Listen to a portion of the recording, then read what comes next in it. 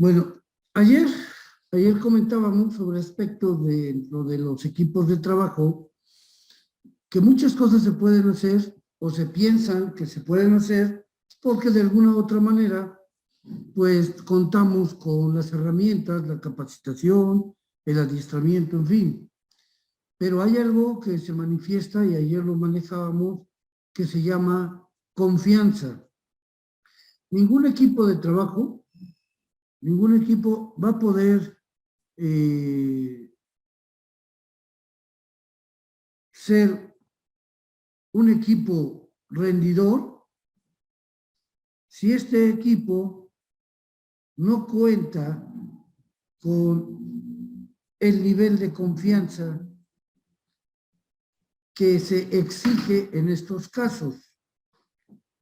Incluso ayer veíamos, bueno, el martes, algunas dimensiones de la confianza, que era la integridad, la competencia, el ser congruente, lo importante que es ser leal y tener una apertura. Pero también algo que incurre mucho en la cuestión confianza es prácticamente la discreción, ¿sí? La discreción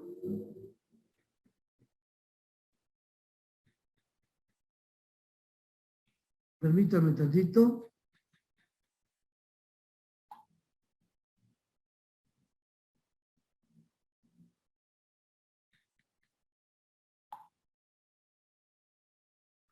Entonces, bajo estas dimensiones, nosotros ayer, el día martes, discutíamos el asunto de la confianza.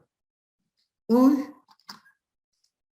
trabajaríamos sobre cómo, bueno, retomando el tema, cómo se fomenta la confianza.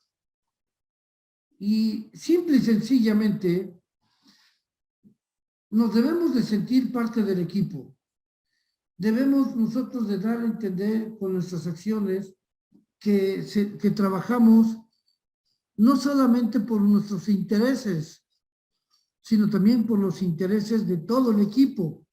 Tenemos que defender al equipo, hablar en todo momento de equilibrio, tanto en la práctica de la apertura, que nos va a generar un criterio, como para el concepto de justicia, en donde todo lo que se haga en la empresa, tanto objetivos, deben de ser equitativos, todo en la justa dimensión que así corresponda. Y esto conlleva a un conocimiento extremo de los integrantes del equipo. ¿Por qué? Porque les vamos a asignar actividades que estén dentro de sus habilidades y sus competencias en lo que se refiere al conocimiento. Por otro lado, también comentábamos de la situación empática, los sentimientos humanos. Nosotros somos emocionalmente sentimentales, pero también debemos ser empáticos, ser solidarios, porque eso nos va a dar una congruencia. Yo no puedo estar hablando de un trabajo de alto rendimiento con objetivos y con líneas si yo solamente lo digo, pero no lo practico. Hay que tener ética, hay que tener valores básicos, que nuestras decisiones estén basadas y bien fundamentadas, no nada más porque sí queremos hacerlo o nada más porque a lo mejor hay alguien al que yo quiero pasarlo a traer. Y precisamente también, hace un rato hablábamos de ser discreto, pues sí, hay que guardar las confidencias y también los secretos de trabajo. Retomando esto, decíamos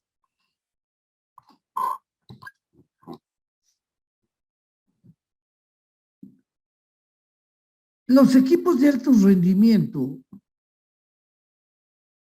son equipos transformadores. Son equipos donde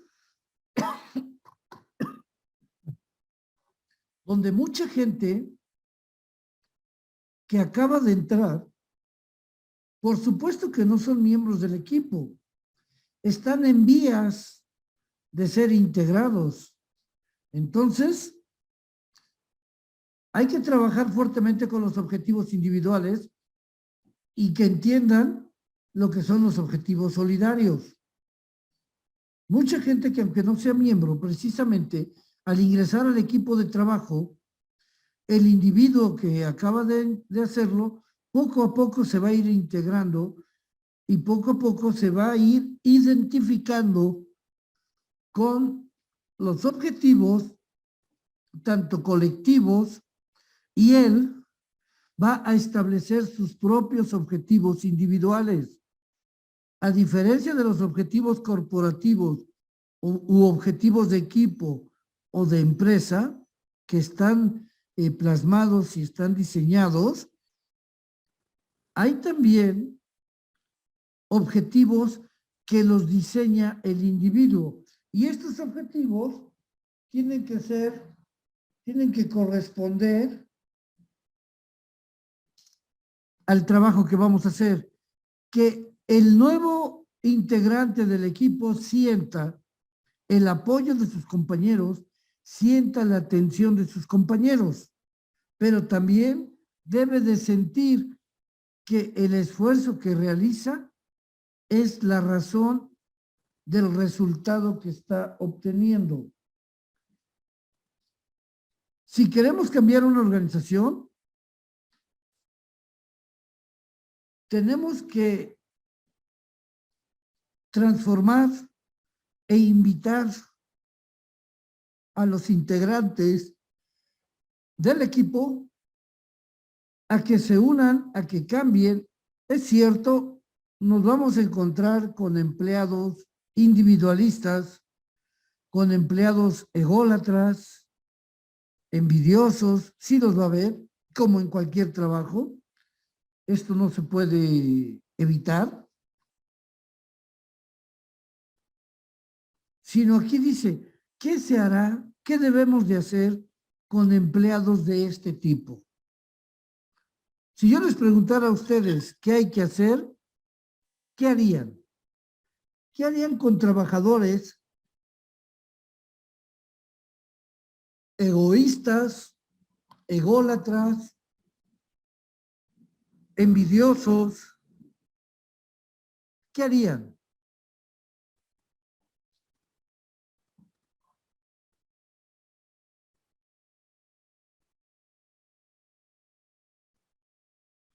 A ver,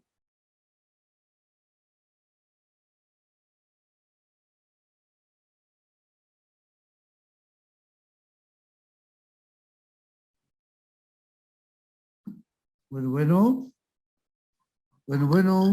Clara, Luis Gustavo. Yo, profe. Realmente pienso que realmente no sé, pienso es algo complejo a considerar, debido a que es tomar una decisión en la que o afecta a una persona o que beneficia a todos. Porque de cierta manera que pese a que esté causando problemáticas en el ambiente laboral, en el clima laboral o la relación de todo el equipo de trabajo, Sí. también posiblemente hay que considerar el tipo de trabajo que esta persona realice de manera individual, sea buena o sea mala.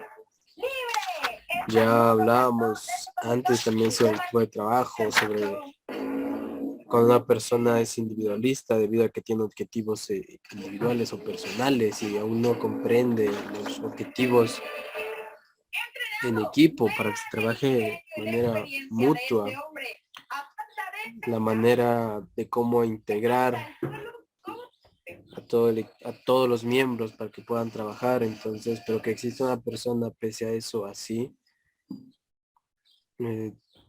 digo, de cierta manera lo correcto sería cambiar a este personal por alguien que pueda integrarse.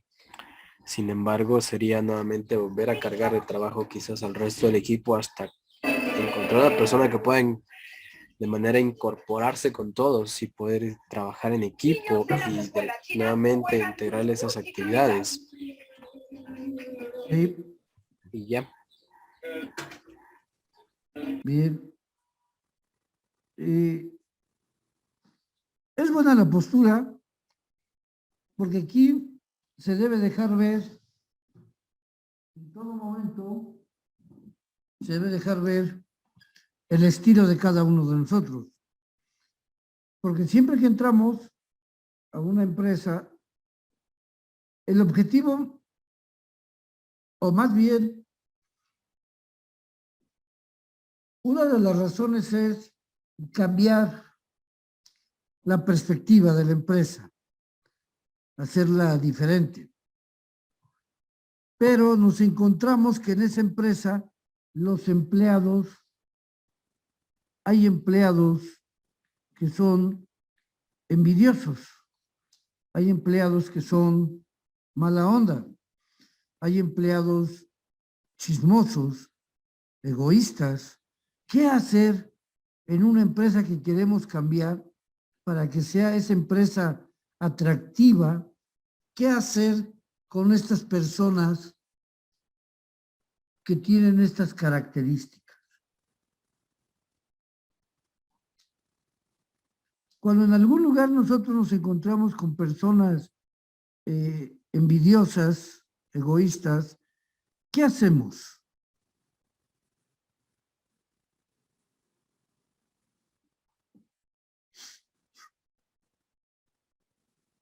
A ver, a ustedes les dicen, este es tu equipo de trabajo,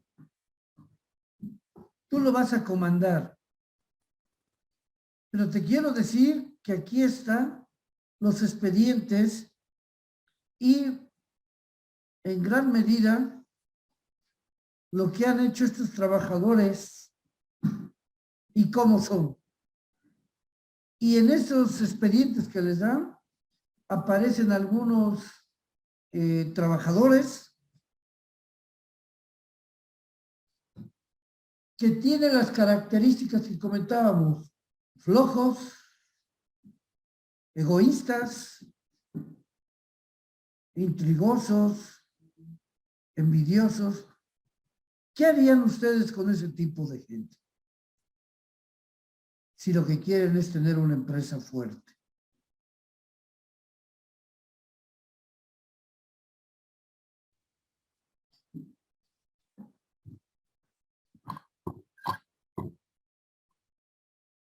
Bueno,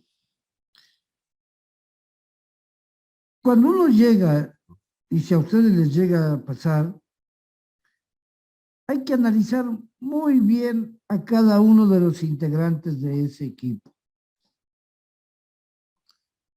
Esto nos va a servir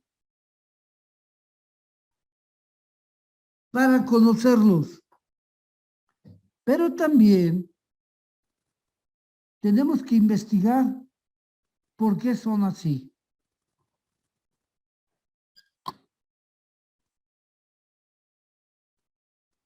A veces se malinterpreta este tipo de conductas y pensamos que la gente es así. Pero siempre debe de haber una razón por la cual la gente se comporta. ¿Por qué son egoístas?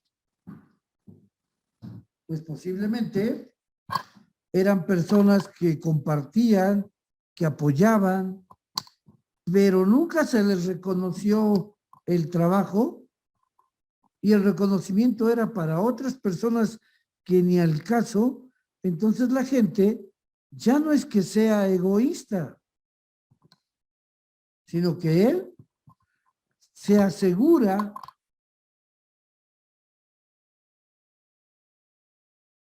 de que su trabajo pues es reconocido. Y si no va a ser reconocido, pues no se los enseño. No es egoísmo, sino es la falta de reconocimiento, la falta de comprensión, lo que a mucha gente la puede volver egoísta. Oye, ¿y por qué eres egoísta? ¿Por qué?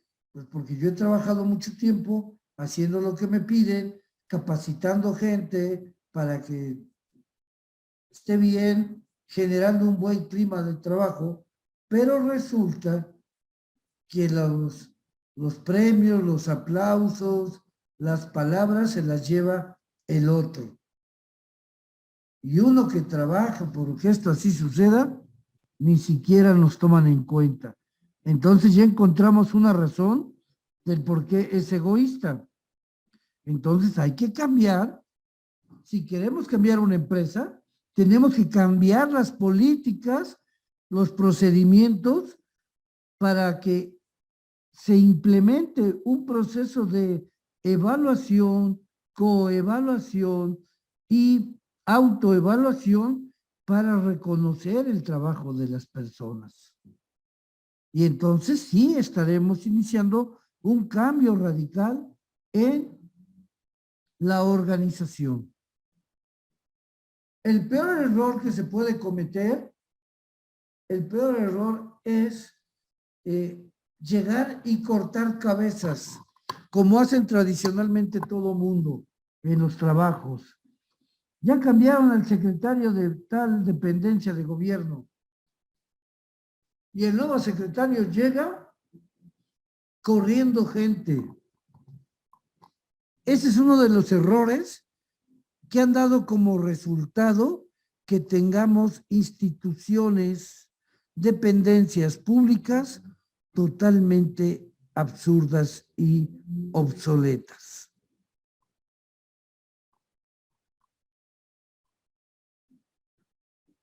Los retos, los pasos que se deben de seguir en esta transformación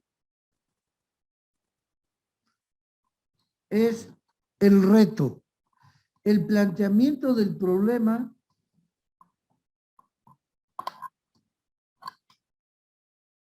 que tiene que ser superado. ¿Sí?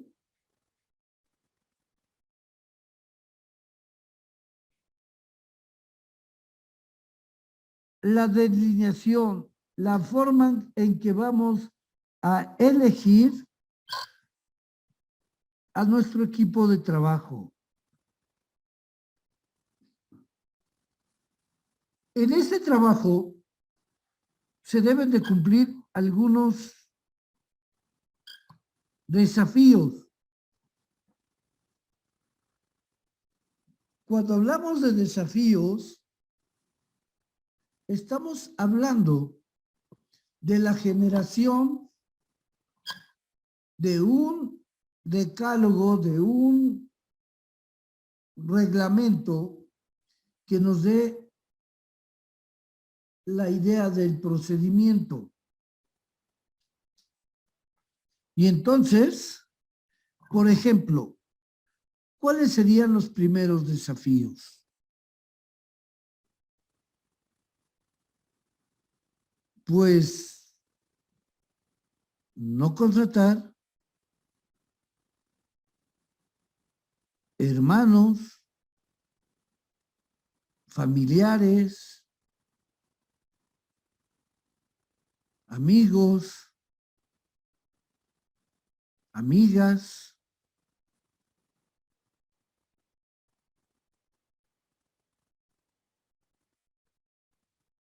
en esta delineación de los miembros del equipo, ¿por qué no podemos contratar familiares? ¿Por qué no debemos de llevar amigos, hermanos? ¿Por qué? Porque simple y sencillamente no podríamos nosotros establecer medidas disciplinarias, reglas de disciplina y trabajo, porque existe un conflicto de intereses ahí. ¿Sí? Debemos de contratar gente capaz, que tenga el perfil que deseamos y que nos pueda ayudar. Les pido permiso 5 minutitos, no me tardo.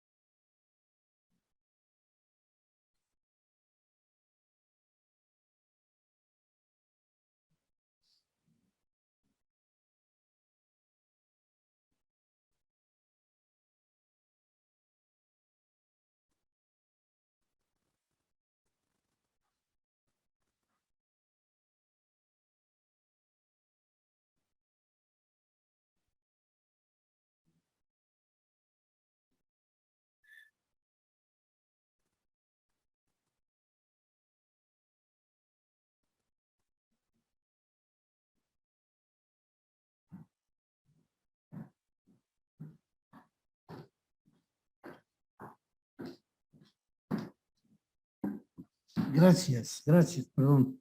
Entonces, cuando encontramos empleados egoístas, ese es un reto. Pero el reto es realmente estudiar los perfiles de cada uno de los puestos que nosotros tenemos que ocupar con algún candidato.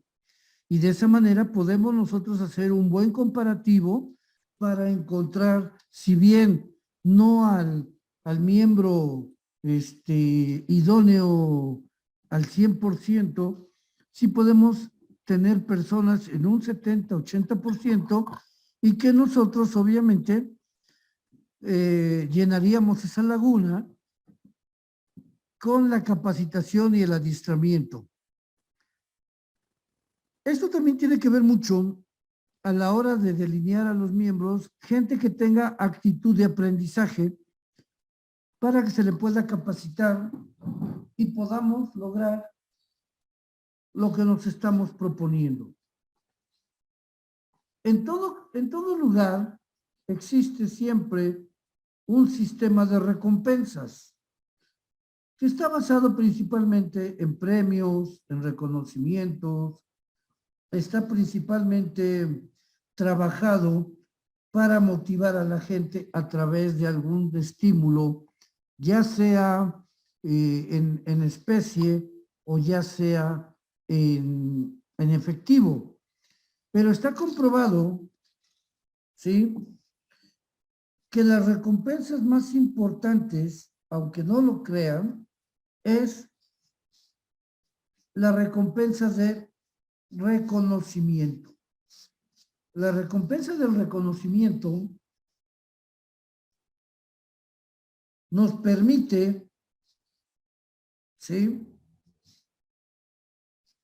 motivar a la persona de tal manera que cambie su actitud. Porque si bien la recompensa en especie o en el dinero nos da cierto nivel de satisfacción, el reconocimiento, la felicitación es todavía más poderosa. Hay que saberlas combinar.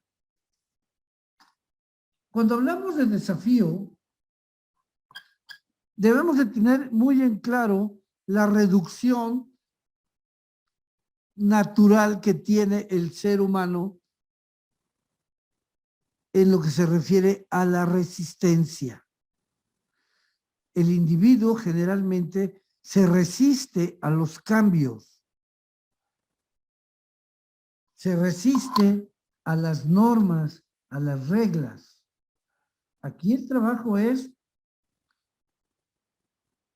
indicarle, motivarlo, guiarlo, para que esa resistencia natural pues se convierta prácticamente en una actitud de disponibilidad para realizar el trabajo. Hacerle ver lo importante que resulta su trabajo en la obtención del logro colectivo y en los objetivos de la empresa. También hacerle ver que si bien es importante el trabajo individual, no es el principal. El principal es saber medir el trabajo colectivo. Y eso le va a transformar a él la mentalidad de que si bien su trabajo es importante para él, que él entienda que no trabaja solo, es un equipo y se tiene que colaborar con el equipo completo. También hacerle ver que la medición de la productividad no se hace de manera individual, sino que se mide la productividad del equipo, haciéndole hincapié en que el concepto de equipo va asociado al concepto de sistema, conjunto de elementos que interaccionan, trabajan, correlacionan, son lógicos y secuenciales en su trabajo para lograr un objetivo común. Pero el problema es que si de ese equipo falla uno, pues fallan todos. El desafío es mayor, sí. Y eso también hay que conocerlo. Recordemos que cada uno de nosotros tenemos culturas diferentes. Venimos de lugares diferentes. Tenemos costumbres distintas. Entonces, hay que tomar en cuenta la diversidad de la gente que tenemos. Hay que tomar en cuenta que el venir de diferentes lugares nos viene a nosotros a dar un matiz, actitudes, comportamientos diferentes. No es un problema como tal, porque todos nosotros en algún momento hemos conformado un grupo social y vamos de diferentes lugares y la verdad es que logramos adaptarnos. Así que Y en este caso, pues no tiene que ser la excepción. También nos podemos adaptar y estamos para eso. Hay que ser muy conscientes de esta situación. Históricamente, sí, todos peleamos de manera individual. Históricamente todos queremos el reconocimiento individual. No estamos tan familiarizados con el reconocimiento de un área y a manera de grupo. No estamos tan acostumbrados. Siempre buscamos la premiación individual, la recompensa individual, pero en los últimos años ya hay muchas recompensas de otra manera. Ya se le puede ir dosificando en la formación al trabajador y ya no hacer lo que se hacía antes.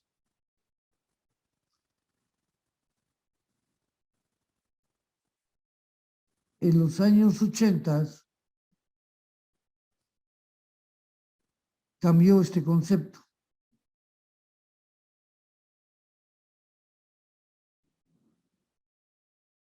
Con aspectos principalmente de actitudes, de conductas. El reconocimiento es individual y es fabuloso. Pero cuando se hace el mismo reconocimiento a 2 o 3 personas, es elementalmente productivo.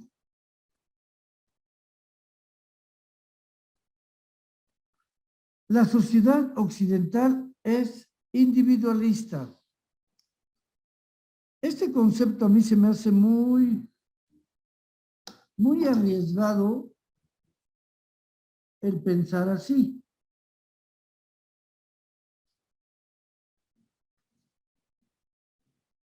Es parte de la cultura de los países latinoamericanos. Ganar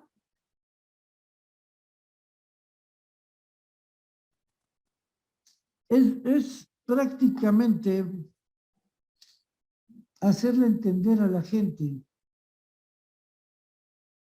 que si bien el trabajo individual lo va a llenar de felicidad, está comprobado que el trabajo entre varios suele ser mejor que un trabajo unitario. Pero así es nuestra sociedad. Hasta acá, ¿algún comentario, pregunta, algo que quieran decir? Clara, Luis Gustavo. No, profesor, todo bien.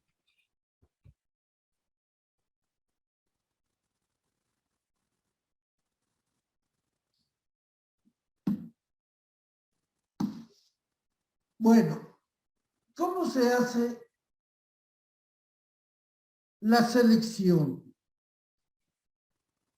Primero, lo ideal y lo recomendable. Primero que nada, tenemos que determinar cuáles son las necesidades que tenemos en la conformación de este equipo. Edad, estado, nivel educativo,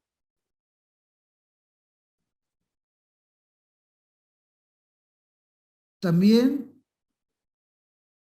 se tiene que llevar a cabo un trabajo interno. Posiblemente entre los trabajadores que tenemos exista alguien que tenga características que cumpla con estos requisitos. Entonces, también nosotros provocaríamos un cambio de actitud porque al promover al personal que tenemos de primera mano dentro de la empresa, pues prácticamente estas personas se sienten únicas, no se cambian y además la están reconociendo.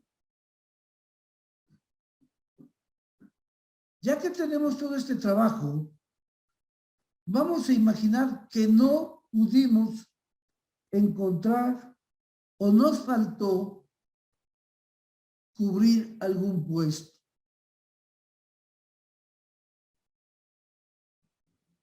Porque ya con los que tengo adentro, ya ninguno reúne los requisitos.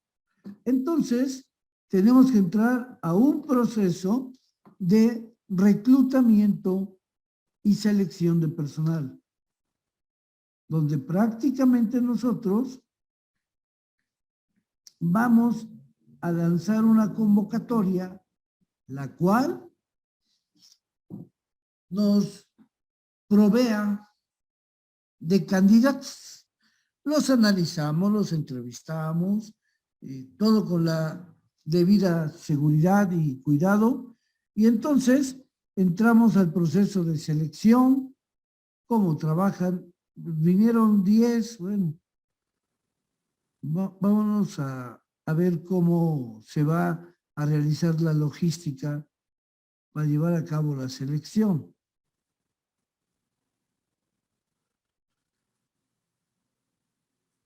Ya con todo esto y con los perfiles, podemos elegir a los candidatos que más,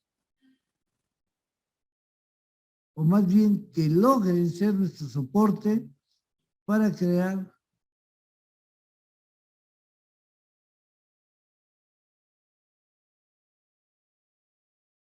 ahora.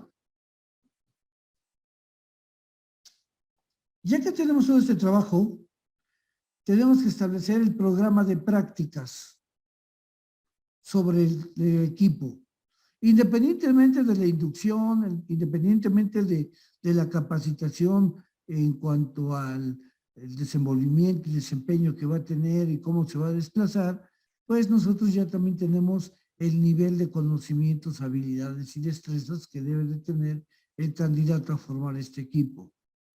Y en ese caso, no es necesario que nosotros contratemos a todos. Sabemos que así se maneja y se sabe a ciencia cierta cuál es el nivel de sacrificio que se tiene que realizar. Ok. Cuando ya lo tenemos, pues tomamos la decisión de que se nos va a quedar y bueno, empezará el proceso de integración a través de la inducción. La inducción para que conozca la empresa los pormenores, las instalaciones, la ubicación, en fin.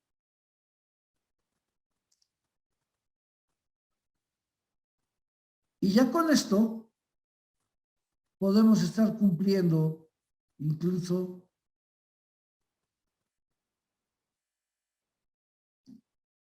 estamos provocando tener personas confiables para tal propósito. Acuérdense que la palabra capacitación, adiestramiento, no es enseñanza, aprendizaje. No lo es. No le vamos a dar clases de escuela a los trabajadores que van a integrar. Son clases normales con un programa de trabajo específico y entender que que la persona llega siendo una y se va siendo otra, es decir, la transformamos. Y cuando ya se va a tomar la decisión,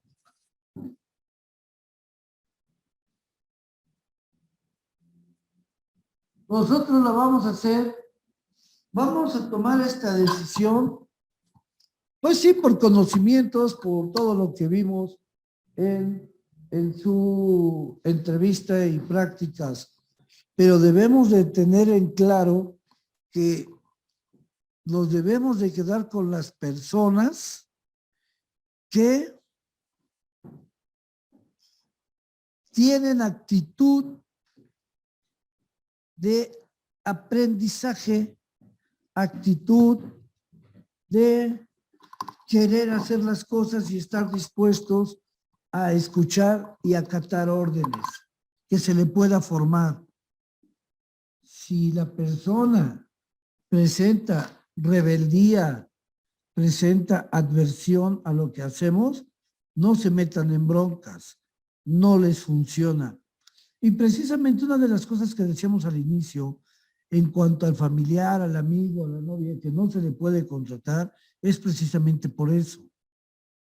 Porque el nivel de confianza que se piensa tener o que se quiere tener, realiza y hace que la gente no quiera obedecer, que sean personas negativas, problemáticas. Hay que tener mucho cuidado en esto. Es imposible acertarle, pero vaya, tenemos que hacerlo. La capacitación no es una actividad, para enseñarles. La capacitación no es escuela, no es enseñanza. La capacitación es y fue creada para llenar el hueco, ese hueco que existe en la aparente relación empresa-universidades. Se supone que las universidades egresan a personas con características para integrarse a X, a Y, tecnología o labor, pero lo cierto es que no.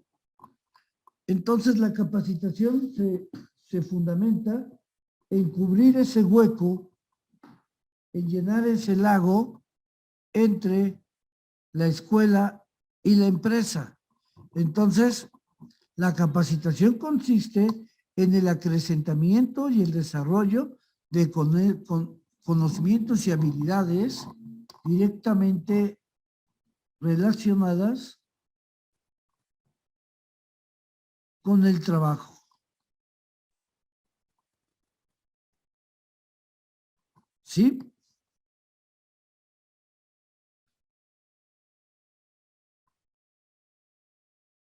Debe de existir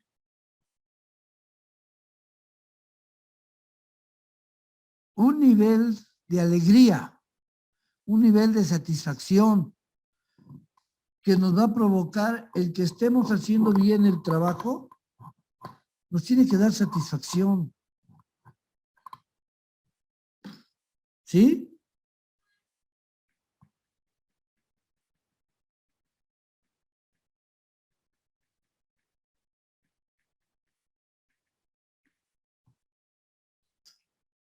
Esto tiene que quedar bien claro.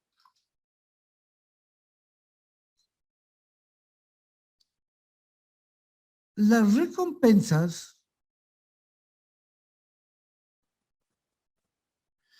deben de ser otorgadas por medio del trabajo colaborativo, nunca por el trabajo cooperativo. Hay mucha diferencia entre cooperar y colaborar. Y eso también nos va a provocar un fenómeno natural. El fenómeno natural del que hablamos es la competencia. La competencia que no se puede evitar, siempre va a existir la competencia. Así que la tenemos que aprender a dominar, a manejar, a controlar. Y que entienda que va a ser parte de ese grupo y debe de aparecer.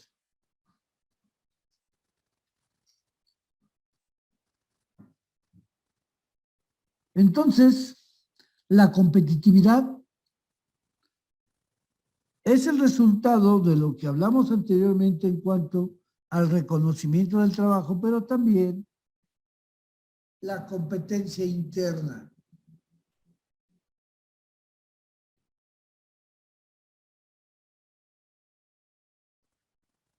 La competencia interna a veces suele ser un poquito desgastante,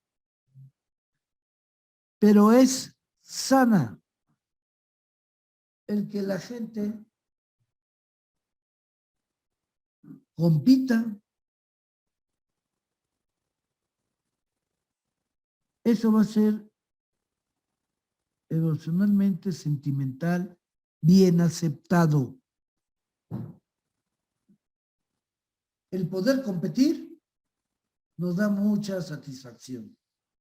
El crear competencia limpia y leal es muy bien socorrida.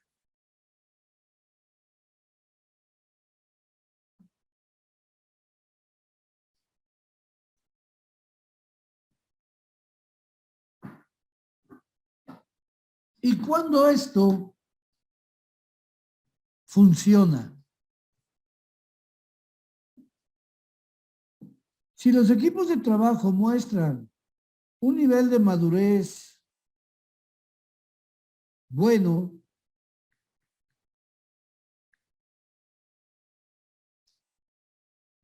eso habla de esa madurez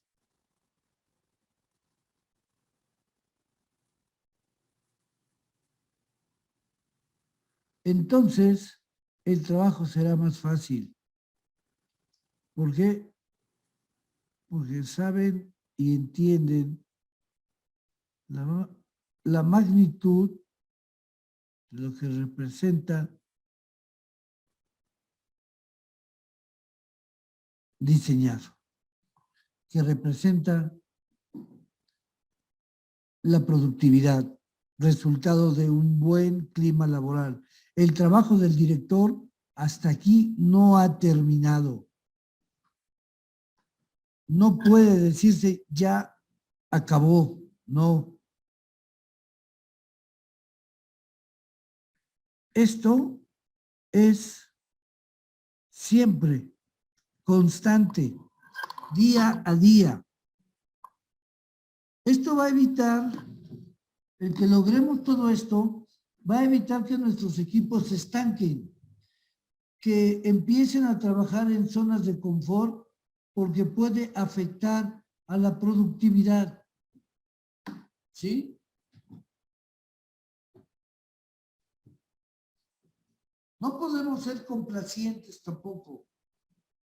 Por mucho que nos llevemos bien y por mucho que seamos un buen equipo y vayamos caminando, mucho cuidado con relajar la disciplina. No se puede. Los directores tienen que dar soporte a los equipos. Siempre lo hemos dicho. Cuando vimos por primera vez la dirección, decíamos que era la capacidad o la etapa del proceso administrativo que se define a través de la enseñanza, a través de la guía, a través de la orientación y fomentar el trabajo en equipo entre los integrantes de un equipo de trabajo. Dar soporte es siempre enseñarles, pero se les enseña con el ejemplo. Se les enseña guiándolos. Consejos, guías, formación. Y deben de entrar en la dinámica causa-efecto. Si nosotros lo hacemos bien, vamos a estar bien y mañana vamos a estar mejor. Y si a esto lo relacionamos con el ingreso, pues debemos estar mejor. Formación. Siempre hay que decirle a la gente que se debe de seguir aprendiendo.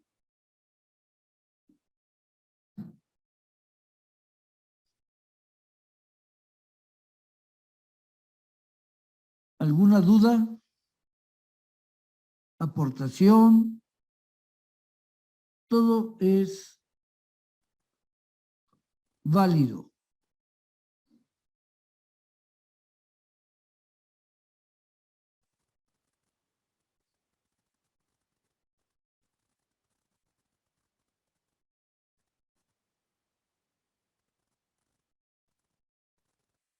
Ok. Modelos básicos de los equipos por su estructura. ¿Cómo los vamos a conformar? ¿Cómo los vamos a crear? Aquí vi algo que no se movió. Los equipos no tienen problemas similares.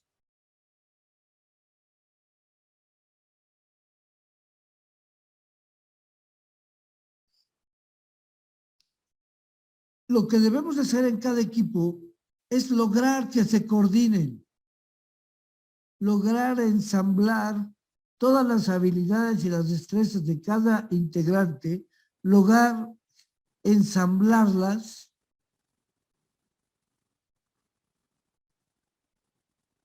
porque cada miembro que se coordine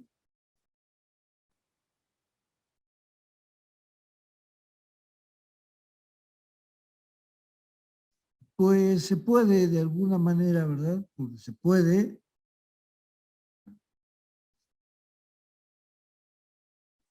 llevar a cabo en esta problemática similar, se puede hacer una competencia de resolución de problemas. Eso funciona muy bien en los equipos porque también genera ciertos niveles de competencia. Las habilidades de cada miembro, a la hora de coordinarlas, debemos de ubicarlos en el lugar idóneo a cada uno, ¿eh? Esto nos va a dar lugar, según Peter Drucker. Peter Drucker es un psicólogo estudioso de la administración y Peter Drucker da algunos principios valiosos. Y esta, pues, no es la excepción.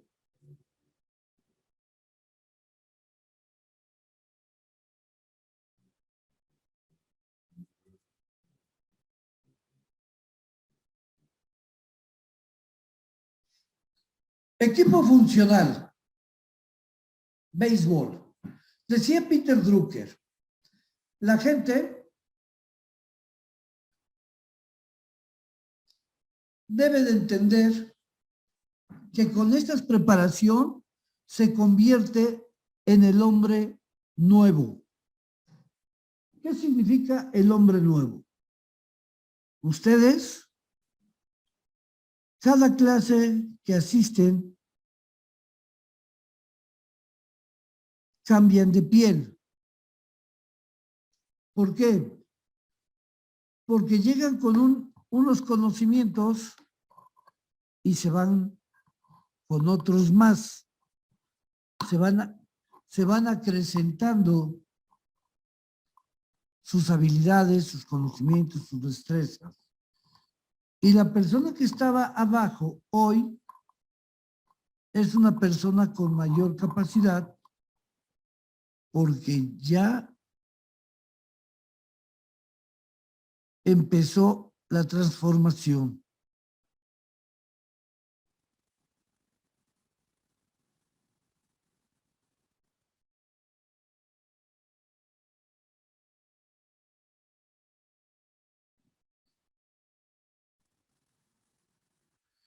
Por otro lado, la obligación que tiene este hombre nuevo es la de compartir los conocimientos con las personas. Tenemos la obligación moral de compartir todos los conocimientos con la gente que nos rodea. Esto va a provocar que tengamos una sociedad más inclusiva y también va a entender esta sociedad que va a poder, ellos también pueden hacer lo mismo, correr la voz de todo lo que hagamos, la gente puede correr la voz y haber un cambio generacional en la sociedad. Por otro lado, también Peter Drucker decía que al crear una sociedad sana, también crearíamos una fortaleza como país. Las habilidades de cada equipo de béisbol, a la hora de coordinarlas, cada integrante sabrá hacer su función. ¿Cuál es la diferencia de un equipo de béisbol a de un equipo de fútbol?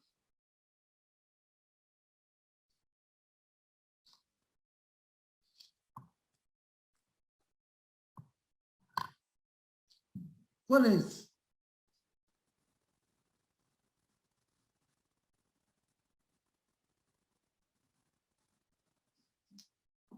Son deportes diametralmente opuestos, pero en uno juegan en colectivo, andan corriendo atrás del balón. En el otro es un trabajo que permite demostrar que el trabajo en equipo es bueno, pero tenemos el béisbol. El béisbol se caracteriza por ser en el campo. ¿Cuántos jugadores defensivos hay? 1, 2, 3, 4, 5, 6, 7, 8, 9, de los cuales a la hora de enfrentarse al enemigo solamente lo hace un bateador.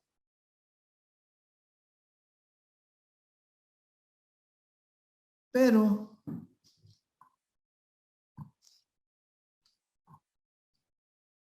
cuando defiende es dos personas, una persona que se para a batear compite contra 9 que están en el campo. El equipo de béisbol es más funcional que el de fútbol, que es interactivo. Hay mayor interacción, mayor movimiento. Los jugadores en el fútbol se mueven por todos lados. Los de béisbol es más funcional. tú estás aquí y aquí debes de estar, no más, no te puedes mover de esta, tú en segunda vas, ¿sí? Entonces, hay que tomar en cuenta todo esto entre lo funcional e interactivo. Pero tenemos, por ejemplo, los equipos de tenis, cuando son dobles, también hay equipos de trabajo sincrónicos que trabajan al mismo tiempo, contando el tiempo. Todo esto lo hacen en diferentes puntos, pero lo realizan al mismo tiempo. Yo no creo que el modelo solitario sea un modelo. Es una posición individualista que podría ser el origen de un equipo de trabajo.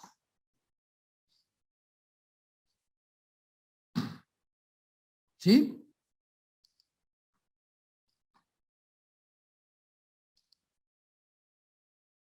Por ejemplo, aquí tenemos una imagen, una operación. Un equipo de médicos trabajando sobre un paciente. Este podría ser funcional, porque están todos trabajando sobre una persona.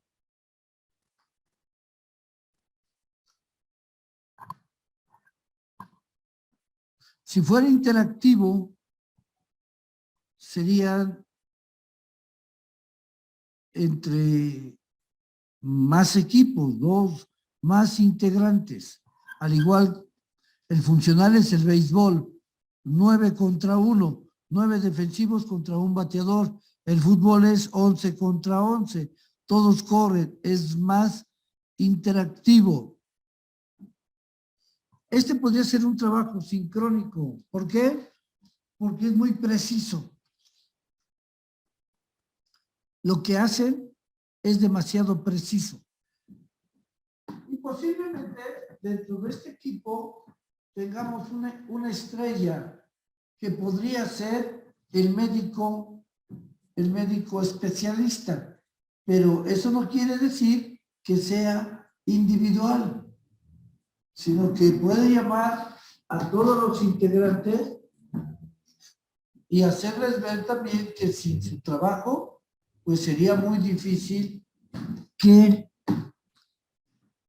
el especialista lograra el éxito, lo cual indica la necesidad y el entendimiento de que los equipos de trabajo son multifuncionales.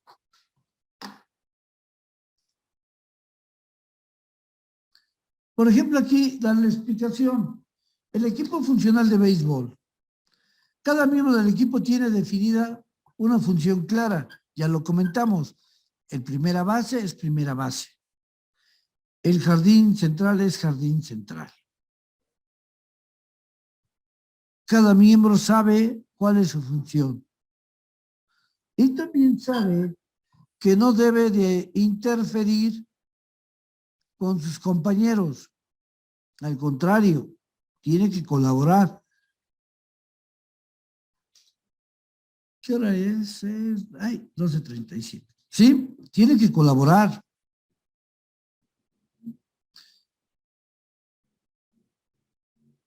Cada uno de los que están ahí en el equipo de béisbol, cada uno es especialista en su equipo. La función del shortstop es muy diferente a la función de la segunda base y del pitcher y del jardinero. Por otro lado, los miembros saben quienes componen el equipo y le envían el trabajo ordinario. Es apropiado el equipo de béisbol cuando el trabajo se va a hacer secuencial, porque como cada uno es especialista, en su momento sabe en qué momento entrar en acción y en qué momento no debe de interferir.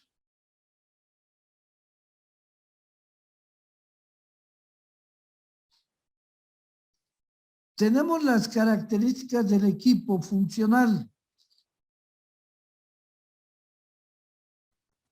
que es el de béisbol.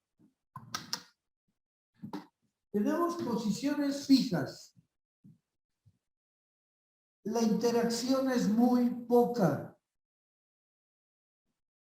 Generalmente todo el desarrollo que se lleva en un equipo de béisbol, en un partido, el trabajo es en secuencia o en serie.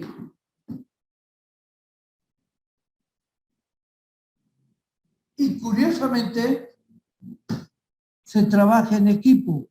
¿Cuándo trabajan en equipo? Cuando, por ejemplo, viene un roletazo, lo toma el shortstop o el segunda base, avienta la pelota a la segunda base y de ahí pivotea a la primera base. Y dicen doble play. Ese doble play no lo hizo solito en primera base, sino es el resultado de un trabajo interactivo entre las diferentes instancias para lograr un resultado.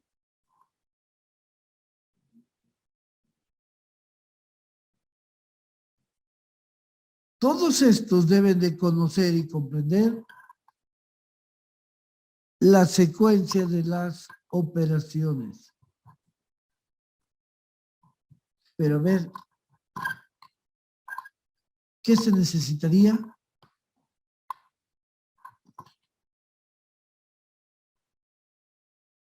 Pues simple y sencillamente sabemos que el trabajo que realicen ustedes va a ser importante para otra persona y esa persona, el trabajo que haga será importante para otro.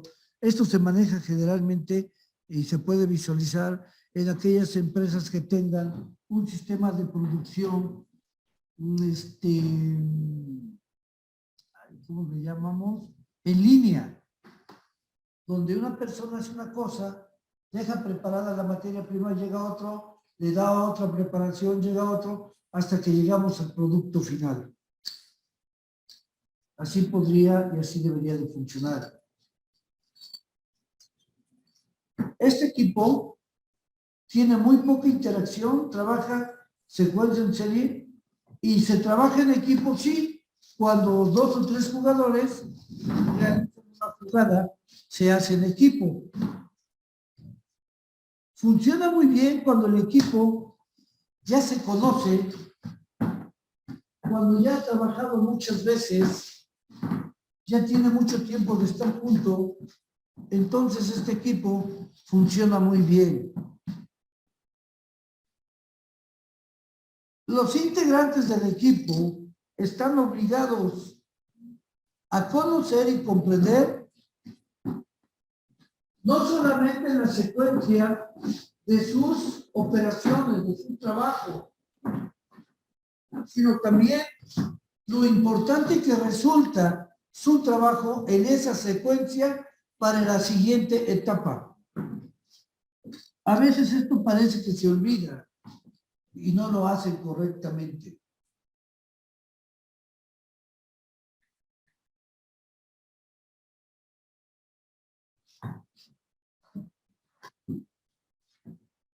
Algo que cuesta mucho trabajo, porque a veces sí existe el problema del egoísmo, es precisamente eso. Si al compañero que está haciendo el trabajo y que va a ser importante para que yo haga el mío, no lo hace bien él, el mío va a salir mal. Eso es lo que deben de entender, que trabajar en un equipo y funciona bien el equipo, porque he trabajado muchas veces, sí, pero la secuencia,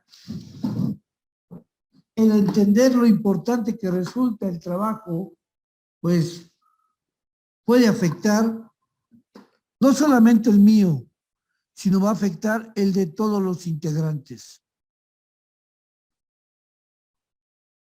¿Cuáles son las ventajas e inconvenientes de todo esto? Las ventajas es que la evaluación individual no se da como tal. Habrá quien lo haga, pero no es recomendable.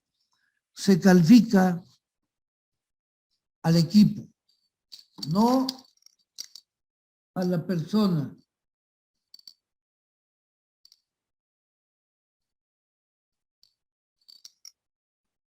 Por otro lado, una de las grandes ventajas es objetivos claros y controles específicos. Desarrollo y formación individualizados. A pesar de trabajar en equipo, dentro del equipo de trabajo puede haber especialización y pueden ser individualizados algunos integrantes. Y también en función de las necesidades de la empresa, de los equipos va seleccionando personas que puedan cumplir con este rol. Por eso les digo que es bueno, pero también hay que tener mucho cuidado para que no se nos salga de las manos.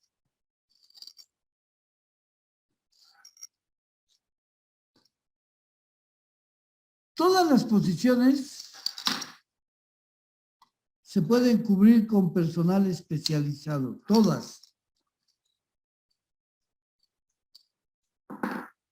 Entonces, imagínense un equipo con esta característica de que todos pueden ser estrellas, sería como en el equipo funcional que estamos analizando.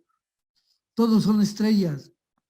El jardinero central, el jardinero derecho, el izquierdo, el shortstop, la tercera, la segunda, la primera, pueden ser de esta manera. Todos son estrellas. ¿Cuáles son los inconvenientes? La inflexibilidad que puede surgir, y esto surge por una exigencia. Cuando estamos seguros de lo que tenemos como equipo de trabajo, es muy difícil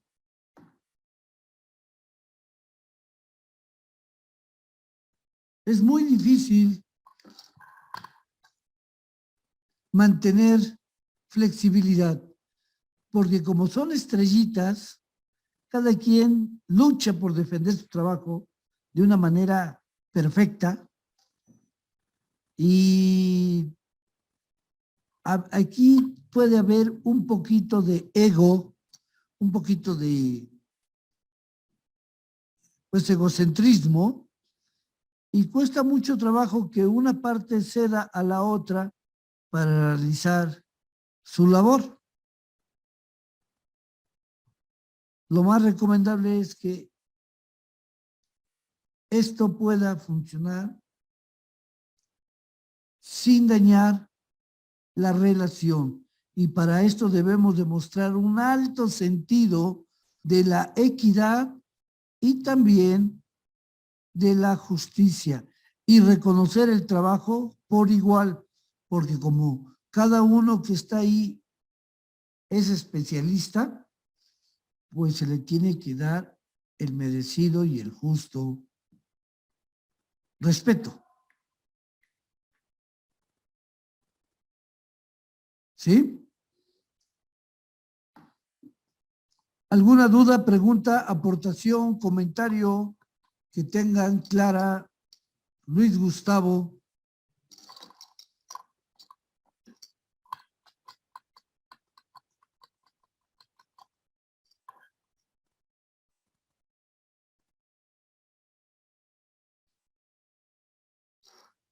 Bueno, nos vamos a quedar en el equipo interactivo, en el de béisbol. Se ponen estos ejemplos porque se tienen que ejemplificar. En un hospital, un equipo de trabajo funcional no es muy interactivo, porque primero trabaja el cirujano, luego el que cierra, luego el cirujano plástico, en fin, hay todo eso. Pero en un equipo interactivo es diferente, porque todos en algún momento pueden suplir unos de otros. Si no hay más comentarios o preguntas, nos estamos viendo. Aquí alguien me escribió en el chat. Clara, gracias, Clara. Nos vemos el próximo lunes. Sí, lunes. Y ojalá tengan algunas preguntillas por ahí o investiguen, porque es importante ir interaccionando con esto. Tenemos que irlo transportando a la realidad. Si es que ya trabajan, pues podrán darse cuenta lo importante que es hacer este tipo de trabajos. Bueno, pues cuídense mucho, buenas tardes y nos estamos viendo el próximo lunes.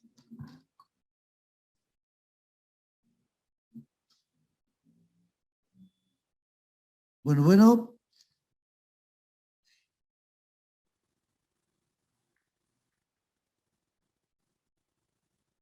Bueno, pues buenas tardes, muchas gracias.